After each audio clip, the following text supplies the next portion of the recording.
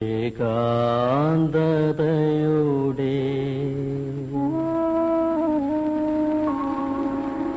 മഹാതീരം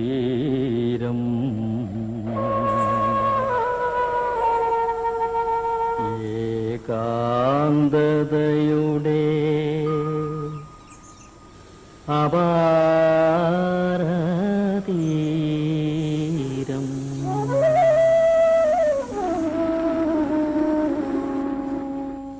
വൈക്കം മുഹമ്മദ് ബഷീറിന്റെ അനവധി വിശേഷണങ്ങളിൽ ഏറ്റവും പ്രചാരമുള്ളത് ബേപ്പൂർ സുൽത്താൻ എന്ന വിളിപ്പേരിനാണ്.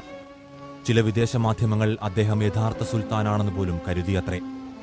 സംശയമില്ലാത്ത ഒരേയൊരു കാര്യം അദ്ദേഹം മലയാളത്തിൽ എഴുത്തിന്റെ സുൽത്താനാണ് എന്നതാണ്. ആ സുൽത്താൻ കഥകൾ പറഞ്ഞു സ്വയം ഒരു കഥയായി മാറി. എത്ര പറഞ്ഞിട്ടും കേട്ടിട്ടും മടുക്കാത്ത കഥ.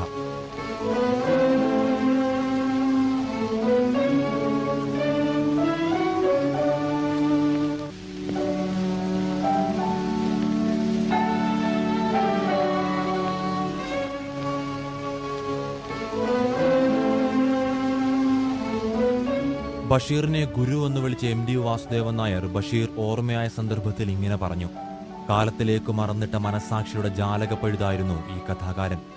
കഥ നീണ്ടുപോകുമ്പോൾ എവിടെയെങ്കിലും അവസാനിക്കണമല്ലോ. കാലം ബഷീർ എന്ന കഥയ്ക്ക് ഒരടിവരയിട്ട് കഴിഞ്ഞു. പക്ഷേ പറഞ്ഞു തന്ന കഥകൾ, മനസ്സിൽ നാം സൂക്ഷിക്കുന്ന കഥകൾ അവസാനിക്കുന്നില്ല. പക്ഷേ കഥയായിരുന്നില്ല ബഷീറിന്റെ സ്വന്തം കല, അത് സംഗീതമായിരുന്നു. ദുഃഖമാണ് കലയായിത്തീരുന്നത്. ശരിയായ കല സംഗീതമാണ്. അതിനു മാത്രമേ ദുഃഖത്തിന്റെ ശരിപ്പകർപ്പാകാൻ കഴിയൂ. അതാണ് നാദബ്രഹ്മം.